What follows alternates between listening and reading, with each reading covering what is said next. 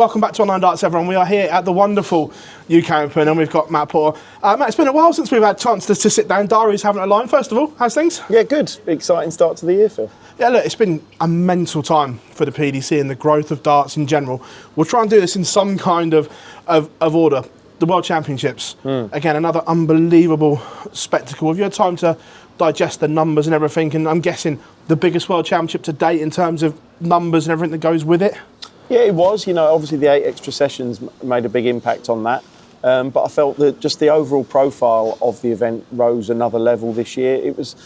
It's almost at a point now where the numbers aren't a surprise. You know, they're an expectation, and I think that's really important because it shows that it's here to stay as a global sporting phenomenon, really. And just the interest levels from other countries, aided before Christmas by the stories that came from all sorts of different quarters. You know, Kenya, India. You know, players winning from New Zealand and all over the world. So it was really vindicating for the system that we've put in place. That players that are coming through those routes now to the event are more than capable of competing on that stage. Yeah, and massively. David Minya was an unbelievable story. You've got the president of Kenya tweeting about it and so on, really putting darts on the map. There was a couple of sour points in a way, but also highlighted the importance of player care and so on. And look, we know obviously Cameron Menzies and Dom Taylor, look, they've messed up, but the processes are now in place for player care. Is that so important just all the way across? Yeah, look, you know, as a professional sport, you have a duty of care to everybody who's around the sport, and at the top of that list are the players. You know, so players have a certain amount of professional responsibility, but life's difficult, you know, and it's not always possible to deliver the standards that you'd either want for yourself or for the sport. And when people have, you know, maybe fall short on occasions, it's important that there's a safety net there for them to help them, to guide them through that, to help make sure that those incidents are isolated rather than regular. You know, and in any case of any player, and I'm thinking of others in my head that, you know, things that are happening behind the scenes, you know, there is a support network in place, and that starts with the player and them realising their issues. And then it goes on to their family, their management, the Players Association, ourselves, the professionals who are there to help them. And that whole process is there to make sure that they come out of it as not only, you know, better people, but people who are still going to be able to play an active and full part in the sport. I completely agree. And it's good to say. I know Cammy spoke on recently about how I've had obviously help from the PDPA and yourselves and trying to move on with his career, which is great to see that that is there and that they're responsive to it as well, I'm guessing as well, because you can have all the processes you want, but if the players don't want to get involved, it's so difficult. You know, you're up there on stage on your own. It's a high pressured environment. You know,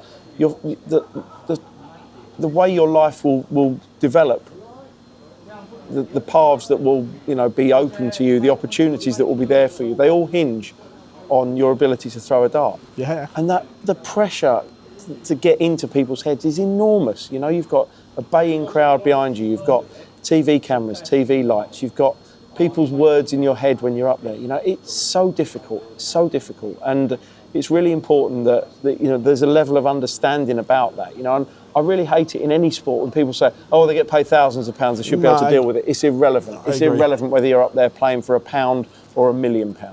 You know, the pressure is the pressure, and there has to be an understanding of that, and an ability for the sport and everybody who's around with it to understand that for the people who are facing those pressures. I fully agree, and the point that you said there, it's interesting that money shouldn't be, but the fact that the prize money has gone up so significantly, do you think that has added to the pressure that's on the players' shoulders as well? I'm sure it will have done, absolutely. You know, it's the same in any sport, isn't it? You know, when someone takes a penalty and they're earning hundreds of thousands of pounds a week, you know, compared to taking one on a park pitch, you know, it brings a different pressure with it. It doesn't make it any easier. You know, it doesn't make it any less painful if you fail. So I think it's, you know, it's such an important point that the money brings the pressure, but the money doesn't work the other way and relieve it either. Luke Littler just continues to defy the boundaries of the sport, and what he's doing at such a young age is just remarkable, and now being recognised all the way across the world. The profile that he's putting on the sport by what he's doing on the stage as well is just incredible right now. Yeah, I mean, it's what again we've become used to. You know, him being, you know, presenting Brit Awards and appearing in the was it the Laureus Sports Yeah. Awards and things like that. You know, they're just places that darts hasn't been before. So it's phenomenal recognition for Luke first and foremost, and you know, after that for the sport. I almost feel like his age, I don't know if that's as relevant anymore. Yeah, you know, good. because we've only ever known him as a young Yeah. man, but we've also only ever known him as a winner. You know, so I think that supersedes it really, and people look at him now as a champion rather than so much saying, "Oh, look how young he is." You know, obviously the youth is still a massive part of it. Yeah. But I think before it was, wow, he's 16, he's qualified for the World Championship, he's got to the final of the World Championship, he's won the World Championship when he's 17, 18, whatever. Now he's 19. It's just a number, isn't it? You know, it's just it's the achievement that becomes the talking point. Did you ever think you said the day a dart player will present a Brit Award? Probably. I don't watch the Brit Awards, so probably not. Before the World Championships, the news dropped that we're staying at Alexandra Palace. Now, I love that announcement, but what's changed? Because I remember speaking to you quite a lot about this, and it was like, we can't use the Great Hall, it doesn't work, it's not fit for human use and so on. Well, what kind of change for this? Just boring technical things, really. You know, I don't need to get too forensic on it, but just some things that change with regards to how we could stage the event in that hall. You know, technology's moved on. Some things at Alexandra Palace are a little bit more flexible now than they perhaps were able to be in the past. Obviously, it's a heavily listed building, and there's a lot of restrictions and covenants that come with that. But there's certain things that are able to be dealt with now that weren't in previous years. You know, certain adaptations that we've been able to make to the event, just to make the two things come together, really. And I think it was probably caused by the fact that it became a necessary conversation rather than a nice-to-have conversation. Yeah, of course. Because, you know, the West Hall is an amazing venue for the event and generates a fantastic atmosphere. But clearly, you know, it's not great. We don't want to sell out in 15 minutes. It's not great. You know, I want to be able to turn around to people and say you can get a ticket. Yeah. I want to be able to turn around to the players and say we are growing the event. You know, so this was just a nice coming together of circumstances at the right time. Yeah, and I'd love it. Have you got a capacity in mind yet for that Great Hall? Yeah, just over 5,000. Just over 5,000. Yeah.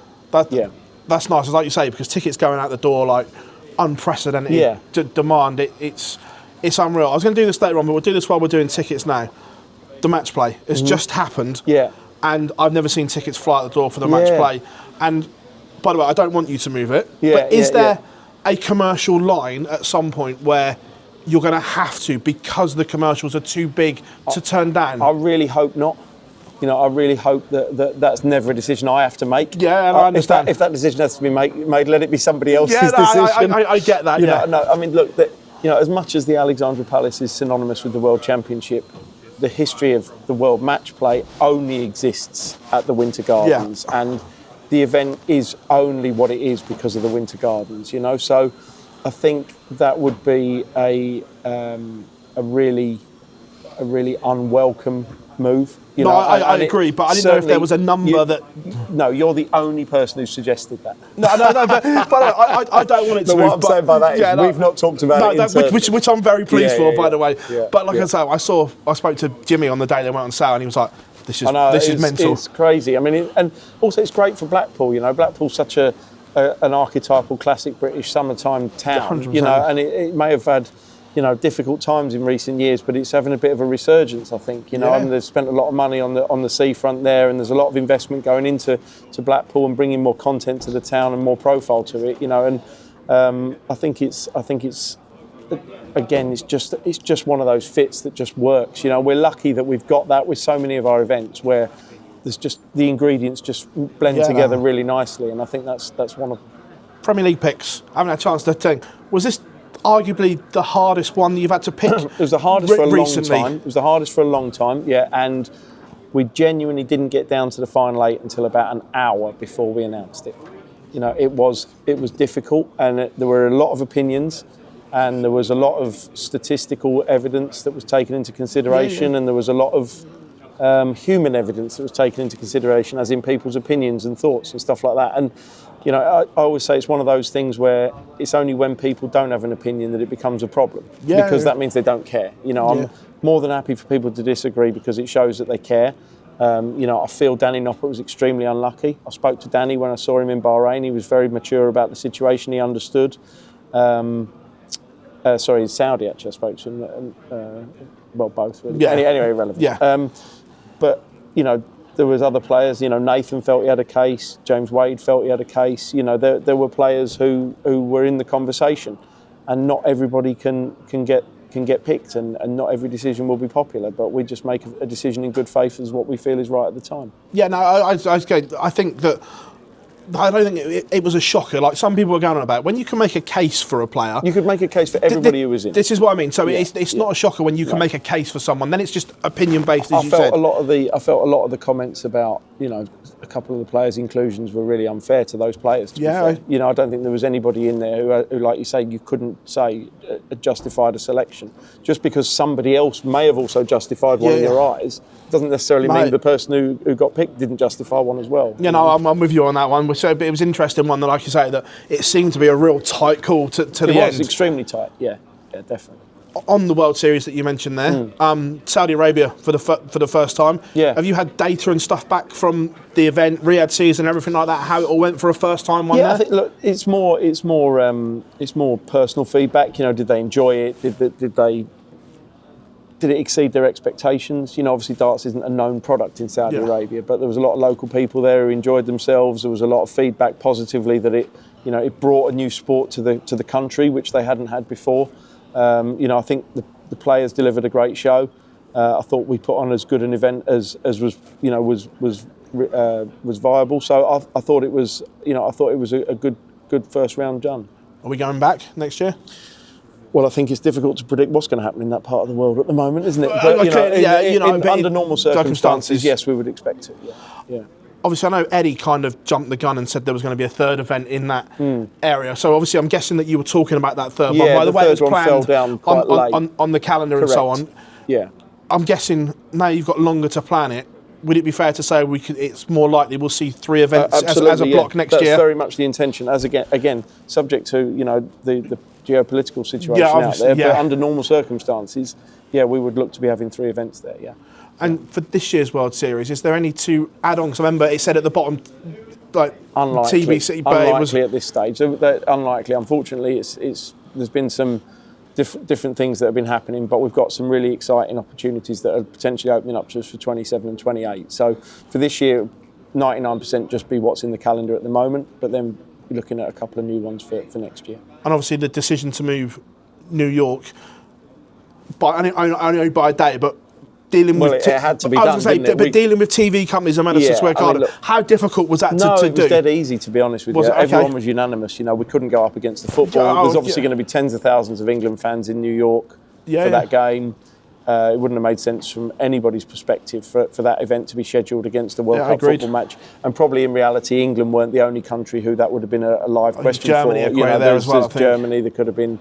the host nation. So anyway, look, it was a pretty straightforward decision in the end, and MSG were very supportive of it. And the feedback we've had locally in terms of the people who've been buying tickets, it's not been an issue for anyone. Well, again, tickets have raced out the door for there as well. Again, as Barry jumped the gun a little bit by his comments about moving to the main arena next year, is it? Well, it's Baz's style, isn't it? It's something we're looking at. I wouldn't sit here and say 100% it's going to happen, but we'd love to do it. Do you still have nightmares when he rocks off at radios and stuff like that? So I've watched him for 25 years. I'm used to him just saying what he wants.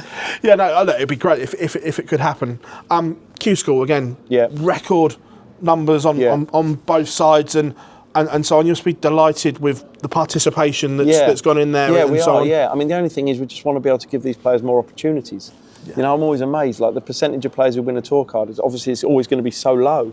Yeah. Less than sort of less than 10%. But it's something that we're very conscious of is what we can do for players who are outside the 1 to 8. Because we don't want them just to not get a tour card and then sort of disappear for the year. We're looking at the Challenge Tour situation at the moment because of the increased demand on that. The numbers are really high. Well, you kind of beat me to that after the first one. It's the first one's never representative of the whole year. I understand that. Yeah. A lot of people try the first one for the first time. It's not necessarily, they're perhaps not ready for it, or it's not what they expect it to be, or whatever. So they fade away. But nevertheless, there is a growing number of players outside the 1 to 8 who are serious about the sport, are prepared to commit money to travelling expenses and accommodation and things like that, who want to try and not necessarily make a living from winning money at that level, but earn enough money at that level to give them the hope that they can go on and progress to be full-time players. So, you know, we're really conscious of what opportunities we can provide for players outside the 128, you know, because they're the players who will be in future inside the 128. What does that look like then? More challenge tours, more challenge tour weekends? It's too early to say at the moment. There's a lot of there's a lot of options. There's a lot of options. You know, some of them will make more sense than others, but we're working through that at the moment. As usual, the biggest limitation is the calendar. Yeah. You know, there just are not enough dates, because one thing you do have to consider with semi-pro players, the events have to be at the weekend. Of course. It's not realistic. It's hard enough asking some pros to work on midweeks, you know. So to say that to players who aren't doing it for a full-time living is impossible. Yeah, no, obviously I know it's not, like you say, it's not representation, but that first challenge tour weekend, the times that the players were it's too long. It's too long. Yeah, we don't want to be delivering that. I know that you were not keen before, but could we see it go down to one event a day going forward into next year? There's many options. There's many options. We're talking to the PDPA. They've actually been out and got a lot of feedback from players. Yeah. You know, and we're looking at a lot of data, and we're looking at stuff on the development tour and the women's series as well, because everything's got to fit within the overall structure. So, you know, I don't want to commit to anything at this stage, but there is definitely a full review going on.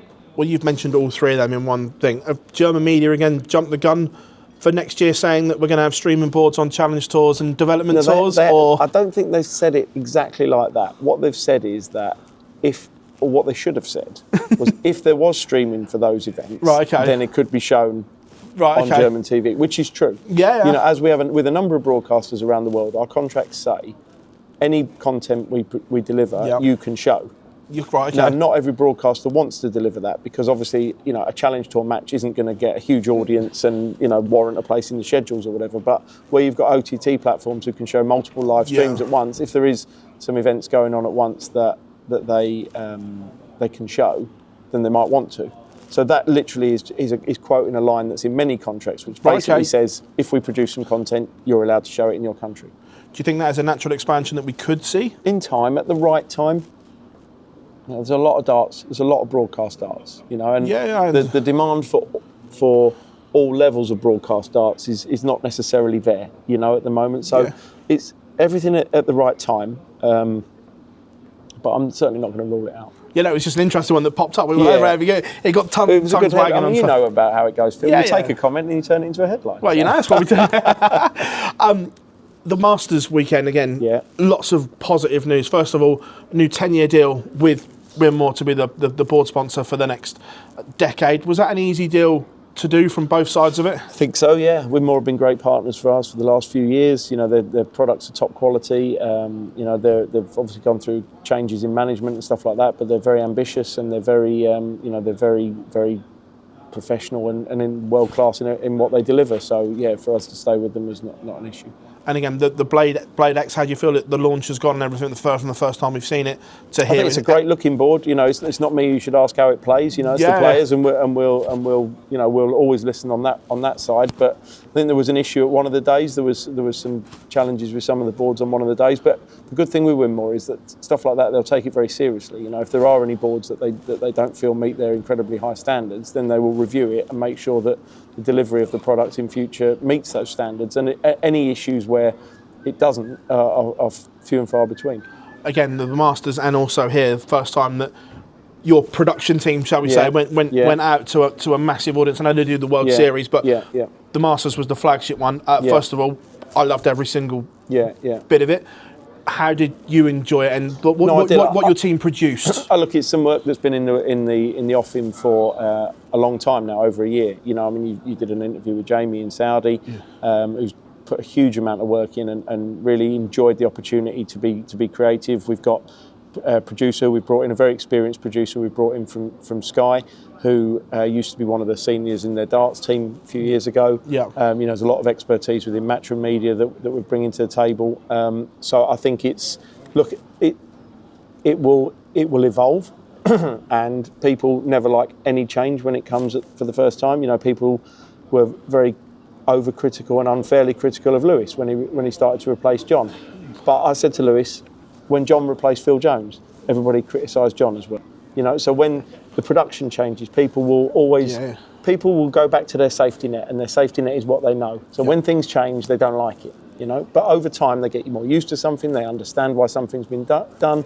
The look and feel of these events now, I feel, is a lot more vibrant, a lot more a lot more interactive, a lot more engaging.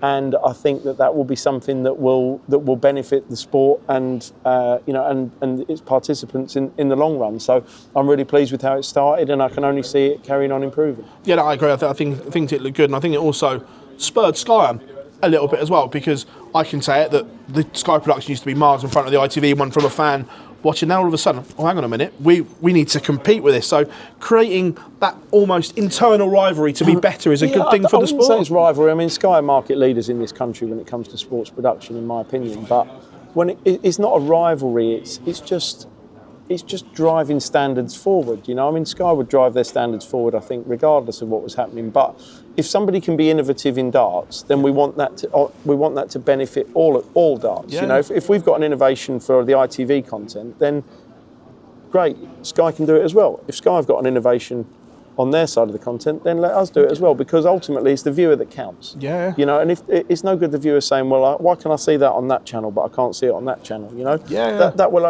only give them a negative connotation. So for me, you know, any sort of collaboration or improvement that can be done is something that should be done across the board. We're here at the UK Open again. Change here as well. We're in the studio for the multi-board room and so on.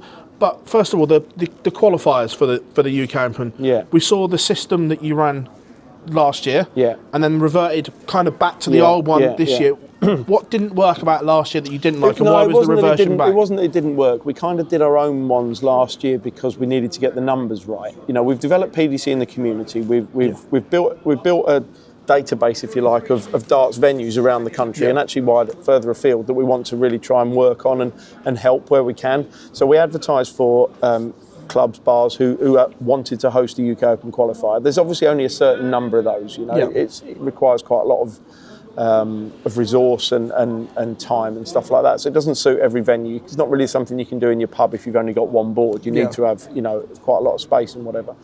And then Riley's came back and said, look, you know, we can fit this criteria and we want to do it. So we were happy to work with them again. It wasn't a case of saying last year we wanted to do our own qualifiers. We just did our own qualifiers last year because we just launched PDC in the community and we needed to get the numbers up. But that's something that I would have no issue in evolving over time, because the whole idea, I want to try and get it back to its roots, this tournament, where it was people coming in off the street winning qualifiers. Yeah. And that's difficult now, because 20 years ago when this tournament was first founded, there weren't really, the players who were coming through, they were only playing Super League or County or whatever. Whereas now, because of Challenge Tour, Moda Super Series, ADC, whatever, you know, they've got lots of other places to play. So you don't really get, it's not like unknowns or anybody, you know, most players who qualify through the amateur system are players who have got some sort of pedigree. It's interesting that you say that, and there's a couple of points which I really like. That the fact that you've obviously recognised the Super Series and the ADC. One criticism of Riley's is that there's not enough of them around the country. Like, people have to travel 4 hours to get to one.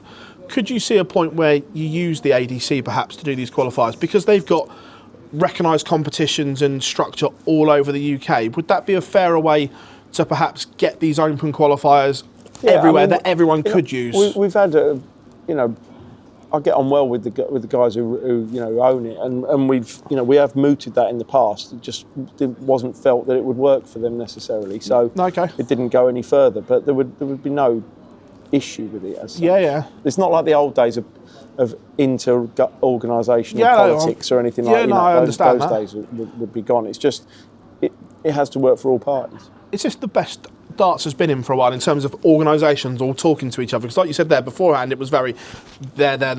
You guys were always there. I think it's important that if everybody knows where they are and what they're doing there, then it's easy for everybody to fit in. You know, I think in previous years, like when I started working on darts 20 odd years ago, there was quite a lot of land grabbing, there was quite a lot of rivalry, there was quite a lot of competition, quite a lot of bitterness, resentment, all those sort of negative things. I don't think they really exist anymore. I think people, whichever organisation you talk about, they know what they want to do, they know what they do, and they do it. You know, people aren't necessarily trying to steal things off each other, perhaps, and maybe that's not the right word, No, but maybe no, that's what used to happen I know exactly years what you and mean years by it. ago, you know. One criticism of the UK Open is, especially it's been highlighted again this year, is no prize money for the first round. Is that something we're going to see change? Because, especially the amateur players, the challenge tours, that they're out of pocket if they come here and lose in round one. Yeah, especially when they have earned the right to qualify. And the Pro Tour is different, and I get that, but these players have earned the right to be here and so on. So is that something we could see, or do we need to see change? There's definitely an argument for that changing. Is that something that's been spoken about internally? Yeah, we review every level of prize money every year and things like that. You know, it's difficult to satisfy everybody with everything. But that there is a fair argument for that, definitely. I spoke to Alan Moore a little recently. I don't know if you've listened to. I know you listened to some of the stuff that he spoke about, the ranking systems, about how they've come up with 3 different ideas and presented them to you. Is this something that are we going to see a change in the ranking system? Yeah, we really wanted to find something that worked, and we worked hard with the PDPA on that. Again, things on those levels are subjective, and it's difficult. The one thing with the current system is it is purely based on data. You know, there's no randomness. There's no subjectivity is the right word. Yeah. You know, there's nothing to do with percentages or this many events or that many events, whatever. It's just this is the money that you win. Yeah. You know, and I think that's the cleanest way of doing it. There's probably arguments whether it's the fairest, but it is certainly the cleanest and the easiest for people to understand. So are those talks now parked for the moment then? No, nothing's ever parked. It's just, you can't talk about everything every day. Yeah. So you review it. If we're going to make a change like that, it has to be for the start of a year. Yeah, of course. So the review for that went on for the start of 2026. Now obviously it wasn't changed for the start of 2026. Yeah. So the question will now be: will it be reviewed for the start? Will it be changed for the start of 2027?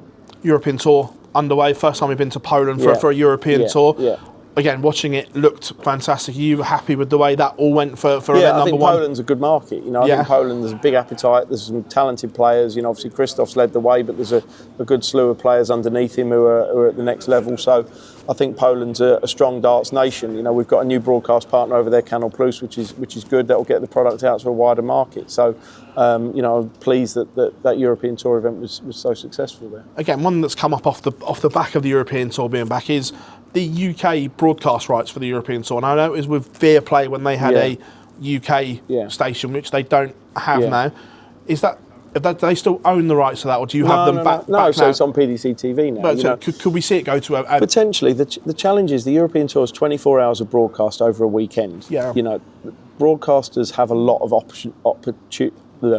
options for what to broadcast on weekends. And it's not the sort of event that you can say, well, I'll just show an hour on Saturday afternoon, then a couple of hours in the evening, then I'll dip back in for You've either got to show pretty much all of it. You could maybe make a case and say, I'll just show Sunday, but then does your audience build up the narrative of the event? So someone's got to show all of it pretty much, or none of it. And it's difficult to. We look at it and say, it's darts is brilliant, this and the other, but a generic broadcaster will look at it and say, well, I could show a gardening programme or a quiz show or a programme about the history of the railways or some cricket or whatever. Do you know what I mean? Unless you're a dedicated sports broadcaster, there's thousands of different types of programmes, and they'll look at it commercially and say, can I sell advertising? Will I get a sponsor for it? How many viewers will it get? And they'll make a decision based on data. So we've put the European Tour in front of broadcasters. But at the moment, it's not something that anyone in the UK has bitten on.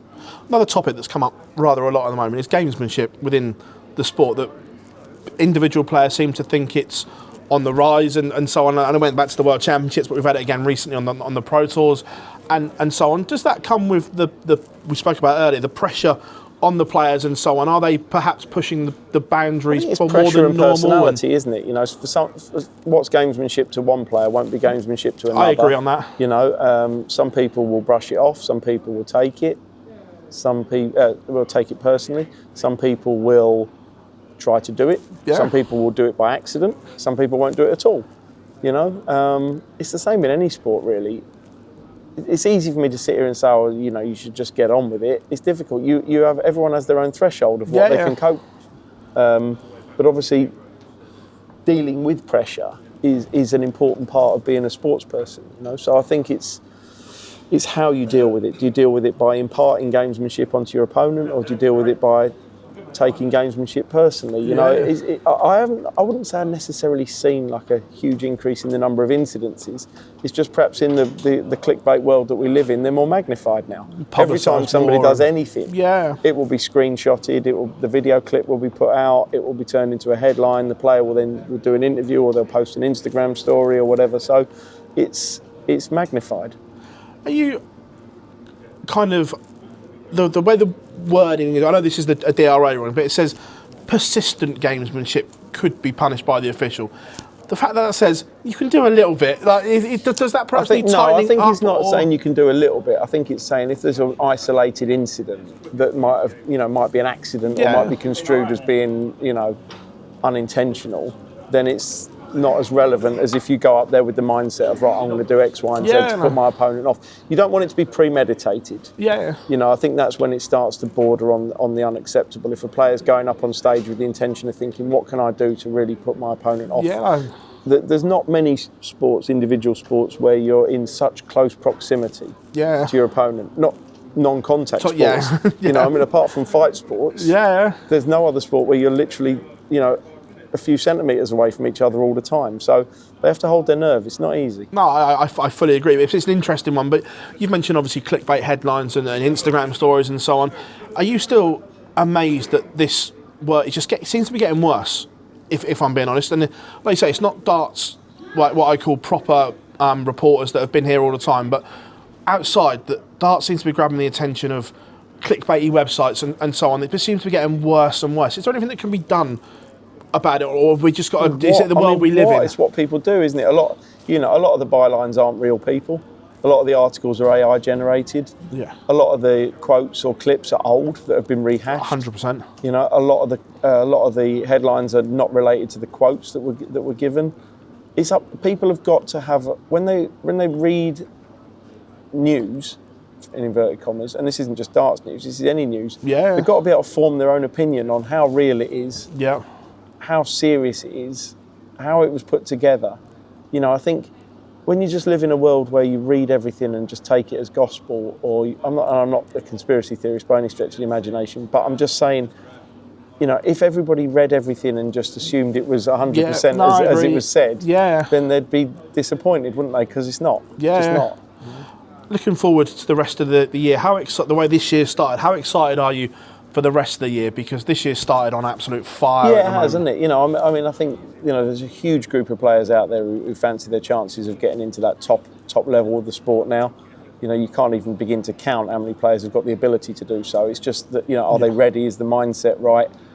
So it's difficult for the top guys to stay at that level, but they're stepping up to the mark. Our start of the Premier League's been fantastic and shown that, the World Series too. So I think it just all bodes really, really well. I can't see there being any lulls. If somebody steps off the mark, there'll be somebody ready to take their place. So it's always exciting, and you don't want to sound like a stuck record. Whenever I get asked that question, I always try and think of a different answer. And it's quite difficult because you just say, it is really exciting, and I think it's going to be another amazing year. Grand Slam as well. I've released the criteria. Are you excited by this, Chen? Because this is like 2 or 3 years in the making. It is. And I am. I think the 3-player groups is really exciting. I think that's really cutthroat, and will prevent the. Oh, lost the lights. Didn't pay enough rent to Butlins.